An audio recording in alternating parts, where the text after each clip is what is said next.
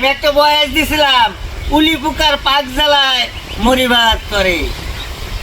আর্মির সাথে বিদ্রোহ ঘোষণা করিয়া এই দেশে সেনাবাহিনী, পুলিশ, এরা হলো দেশ রক্ষা বাহিনী, এদের সাথে যেসব বেয়াদবি ওরা করছে, সেনাবাহিনী এবং পুলিশই ভাবমূর্তি ক্ষুণ্ণ হয়ে গেছে। এখন একজন শহীদের যে দাম আছে, সেনাবাহিনীরও সে দাম কেউ দেয় না। আগে সেনাবাহিনীর কথা শুনলে আমরা অতীতে দেখছি অপারেশন ক্লিনারের সময় যে সেনাবাহিনী আসবে, মানুষ বাজার পরিষ্কার হয়ে গেছে, আর ওরা সেনাবাহিনীর সামনে দাঁড়াইয়া মুখে মুখ রেখে কথা বলে।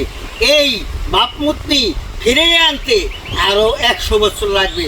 আবার শুনতেছি পুলিশের হাতে লাড়ি দিবে। আর পুলিশের হাতে লাড়ি দিলে তো পুলিশ শহীদের যে মর্যাদা, সেই মর্যাদাও থাকলো না।